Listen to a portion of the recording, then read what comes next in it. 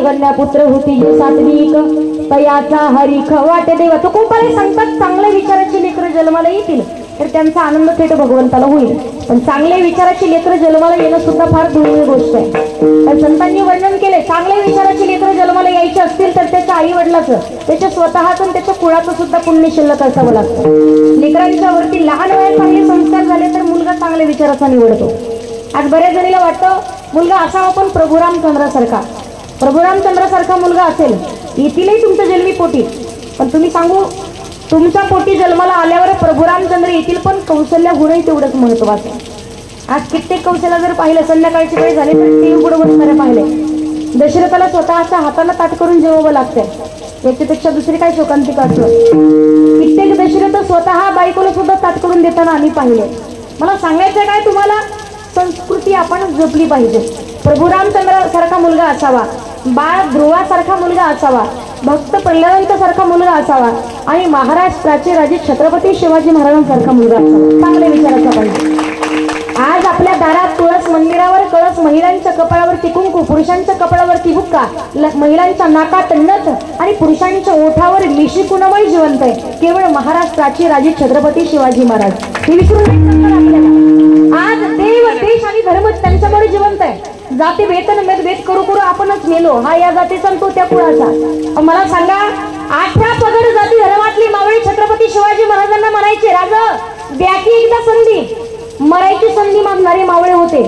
त्यांचेच तर उपकार आहेत म्हणून तर कीर्तनात आपण स्वाभिमानाने बसलोय. आणि आपल्या मंदिरातले देव सुद्धा आज जागेवरती तर गोल टोप्या घालून कुठेतरी चौकात बसावं लागलं असतं. कुठले कीर्तन कुठले भजन आले, पण सगळ्यात मोठे उपकार आहेत का राजमाता राष्ट्रमाता माता जिजाऊंचे संस्कार आहेत. छत्रपती शिवाजी महाराजांच्या अगोदर स्वतःचं नाव लावून घेतलंय. जंगलातील 1 नंबर लाकडाला साग म्हणतात, सापातील विषारी जातीला नाग म्हणतात आणि ज्यानं लावली मुघलांची वाट त्याला जिजाऊचा वाघ म्हणतात. आज त्यांची जयंती पूर्ण भारतभर आपण पाहतो, अगदी साजरी केली जाते. स्वाभिमान प्रत्येकालाच असला पाहिजे. सगळ्यात मोठे उपकार आहेत. मला सांगायचंय काय, मुलगा असावा पण छत्रपती शिवाजी महाराजांसारखा. आज आपण जरी विचार केला, बऱ्याच जणीला वाटतं छत्रपतींनी जन्म घ्यावा आपण शेजाऱ्याच्या घरात, आपल्या घरात नको वाटतंय. आई बाळाला शिकवते बाळ अरे शिवबा व्हायचं असतं, पण कोणाच्या एकात पडायचं नसतं, कोणाच्या दोनात पडायचं नसतं, आपण आपलंच व्हायचं असतं. आज जिजाऊ बाळाला शिकवते बाळ शिवबा व्हायचं असतं, पण बस मधून प्रवास करत असताना बसच्या मधोमध बसायचं असतं का. बस जरी पुढून ठोकली किंवा बस जरी मागून ठोकली आपण मात्र मध्ये सुखरूप राहायचं असतं. आज इथं 16 वर्षे स्वराज्य स्थापनेची शपथ घेतली, 85 वर्ष अवघा महाराष्ट्र जोडलाय. महाराष्ट्राचे राजे छत्रपती शिवाजी महाराज.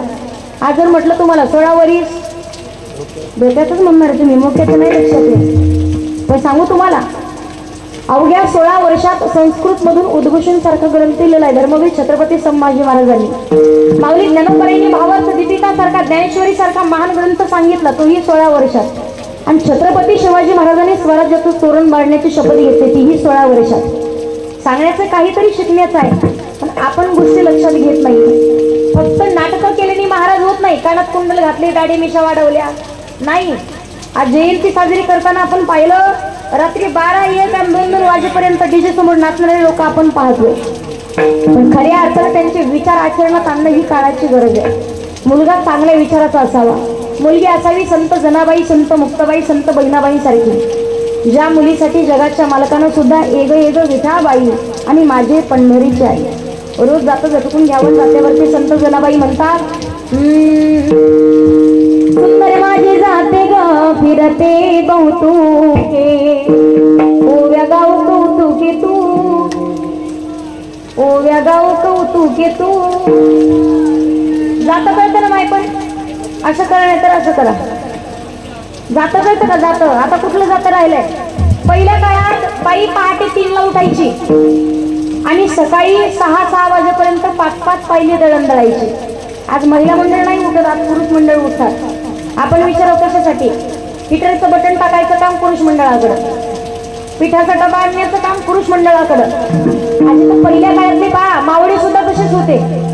छत्रपती शिवाजी महाराजांचे मावळे लिंबू फेकलं तर मिशीवर बसायचं आणि नारळ जर शेंडीला बांधलं तर नारळ सुद्धा शेंडी लटकट होतं, एवढ्या शेंड्या होत्या. तुम्ही पाहिलं एक मावळे एका टायमाला 5 पाचुंदे खायचा, 5 पोळ्याचा एक पासून पाचा पाचा 25 चपात्या एका टायमाला खायचं. आता दिवसभर एकच चपाती खातं, एवढे हात पाय भली मोठी ढेरीन माय म्हणते महाव वाघ.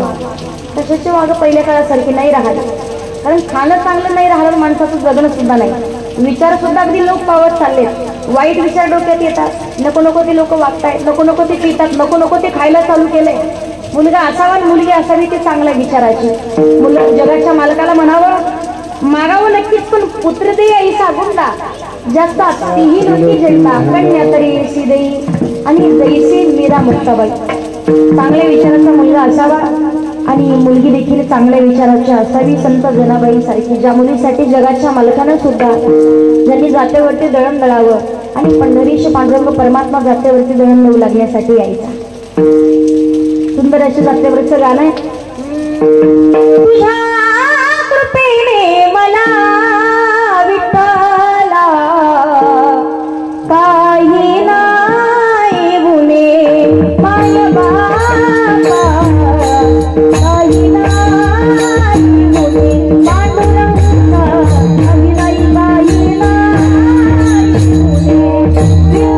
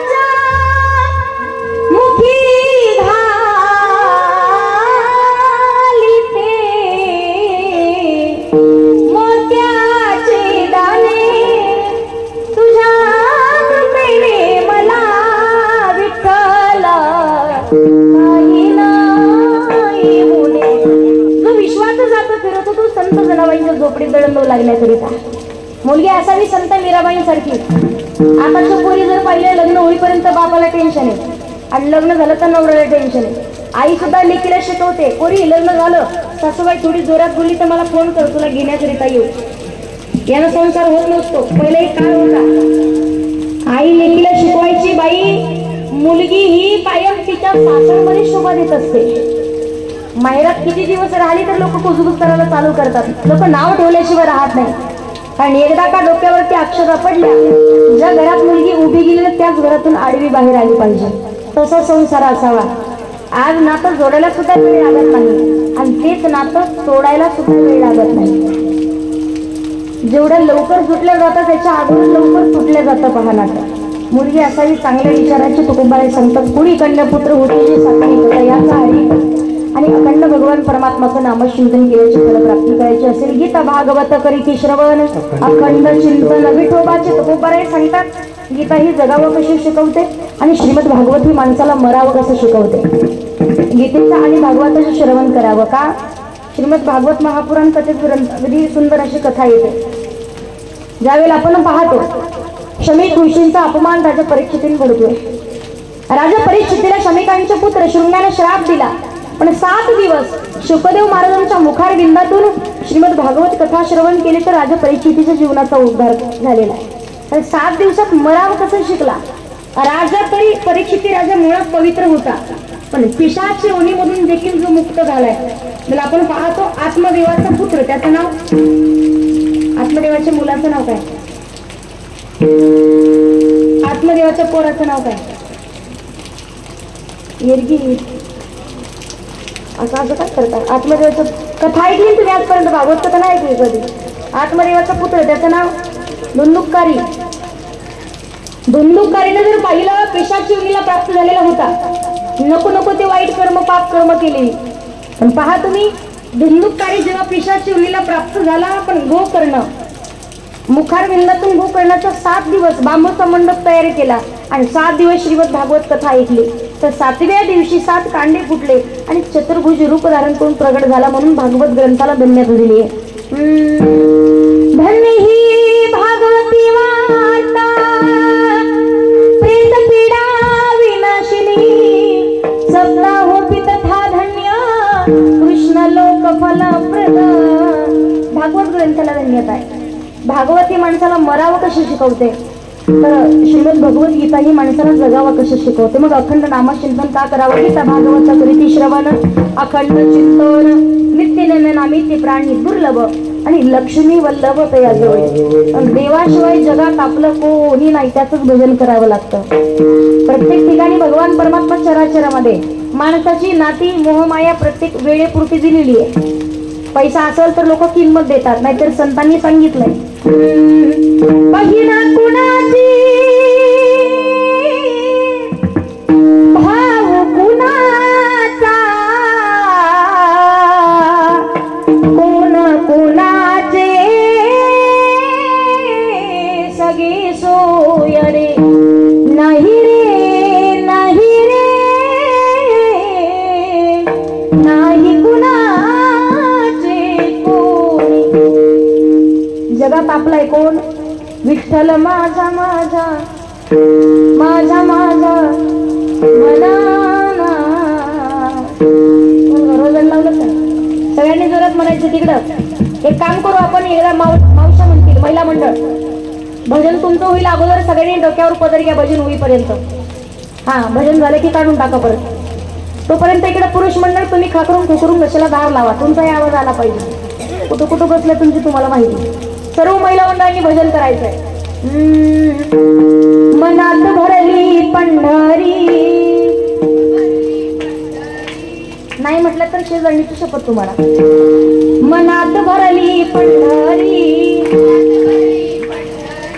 जाईन म्हणते माहेरी पांडुरंगाच्या दरबारी बाई नाचत नाचत.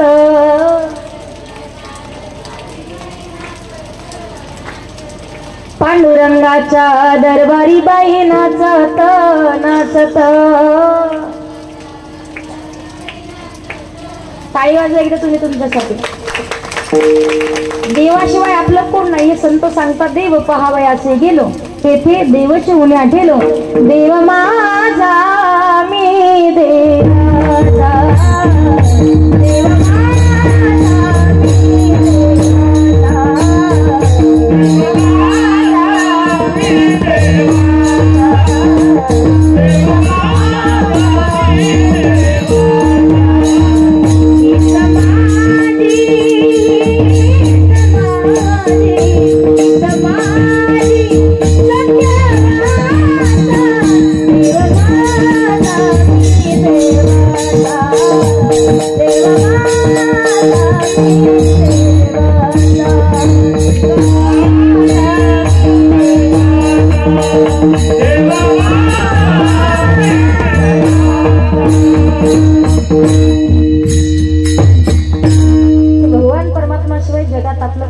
त्याचं नामचिंतन करायचं. का करावं तेही योग्य वेळेत.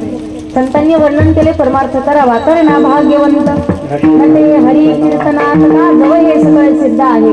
हात चालावया पाय तव तू अपरे सोहित पायी तीर्थयात्रा जाये तू नको का याच देही गडे देवाचे भजन. देवी दिला देह भजना गोमटा.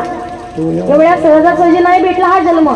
84 लक्ष योनीचा फेरा फिरून आल्यावर पाप पुण्य समान होईल तेव्हा मानवाचा जन्म आहे. उपदिते नाचे नाचले पुनरपी दिसे हे घटिका यंत्र जैसे परिभ्रमेगा. सावध व्हायचं योग्य वेळेत, कारण म्हातारपणी नामचिंतन करू शकत नाही. का नाक मुख गळू लागले लाळ आणि पण त्याच्या अगोदर सांगितलंय क्षणभंगूर नाही वारी सावध सोडा मायाशा काही नसले मग गळा पडेल फासा. पुढे हुशार थोर आहे उळसागा पुढे हुशार थोर आहे उळसागा. राम राम स्मरा आधी का अगोदर नामचिंतन करावं. नाशिवंत देह समर सकळ शरीराची होय माती शरीराची होय माती. त्याच्या पुढे सांगितले संतांनी वर्णन ऐका. आता वेळ किती राहिला आपला? कीर्तनाचं नाही विचारलं मी, तुमच्या आयुष्याचं विचारते. कीर्तन बरोबर वेळ टेन्शन नका घेऊ. माहिती का आपला किती वेळ राहिलेला आहे?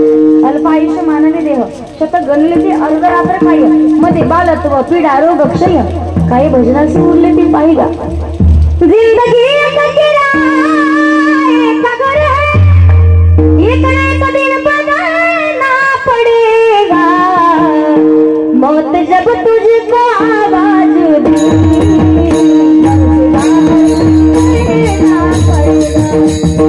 जब तुझको आवाज देगी घर से बाहर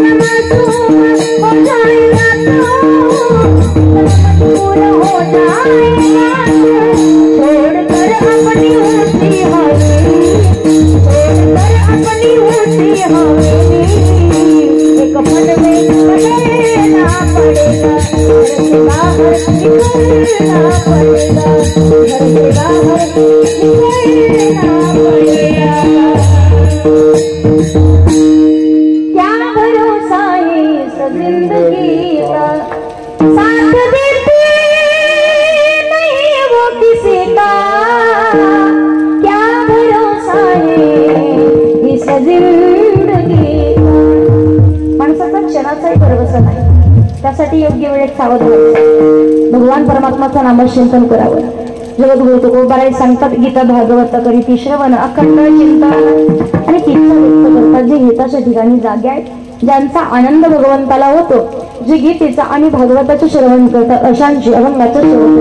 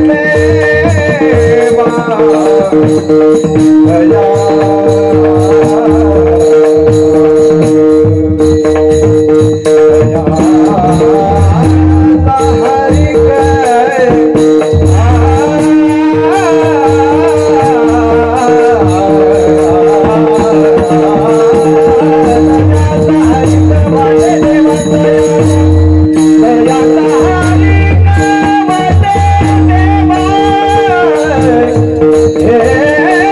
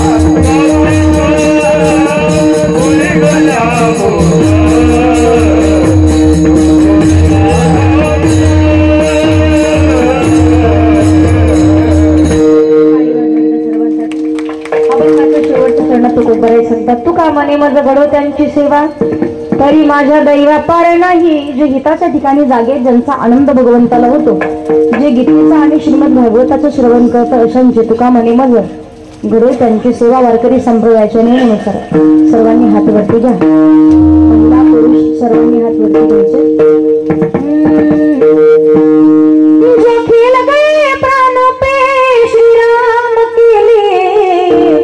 एक बार तो हाथ उठा लो मेरे हनुमान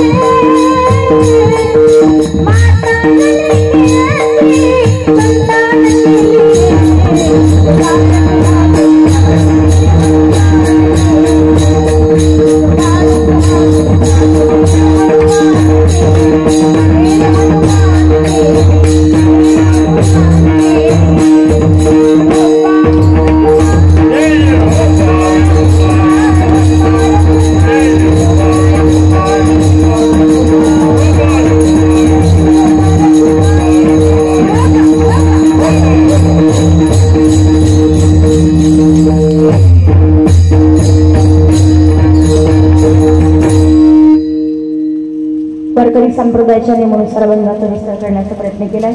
पवित्र अशा सेवेसाठी आज आपण पाहतोय श्री कृष्ण जन्माष्टमी दहीहंडी उत्सवाच्या निमित्ताने खूप सुंदर असं केलेलं आजच्या कीर्तनाचं आयोजन आहे. त्यामध्ये आयोजक आदरणीय गजानन दादा असतील, बाकी सर्व त्यांना सहकार्य करत असलेली गावकरी मंडळी, ग्रामस्थ मंडळी सर्वांचे मनापासून धन्यवाद व्यक्त करते. पवित्र अशा सेवेसाठी ज्यांच्यामुळे येण्याचा योग आला आदरणीय हरिभक्त परायण पुंडलिक महाराज आहेत. आरी करून सर्वच गुरुजन मंडळी लाभलेली सर्वांचे धन्यवाद व्यक्त करून झालेली सेवा माऊली धनोबरांच्या क्षणावरती, हनुमंतरांच्या क्षणावरती, गुरुदेवांच्या क्षणावरती सेवा समर्पित करून सेवेला पूर्णविराम. ज्ञानेश्वर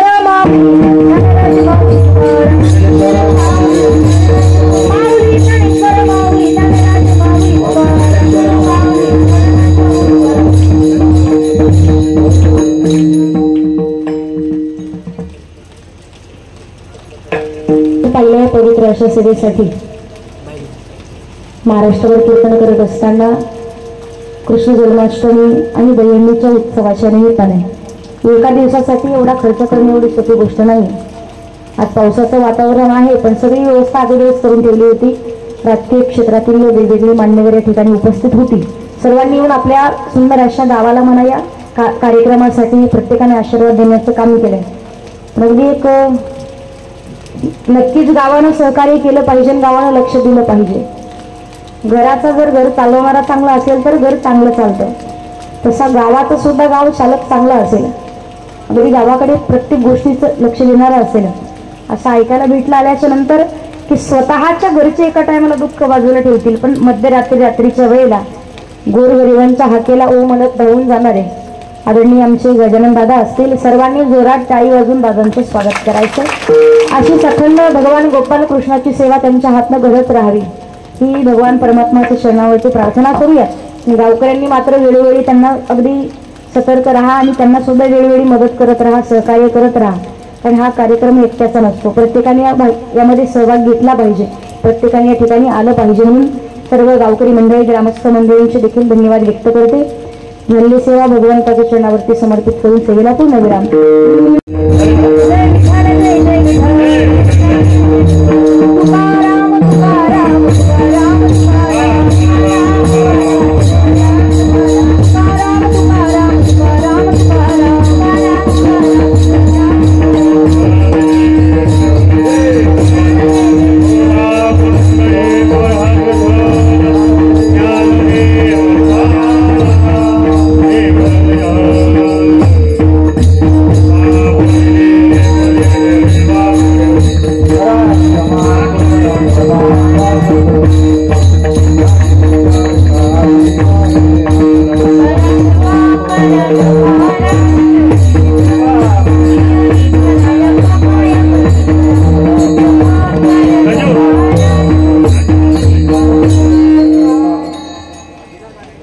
Yeah,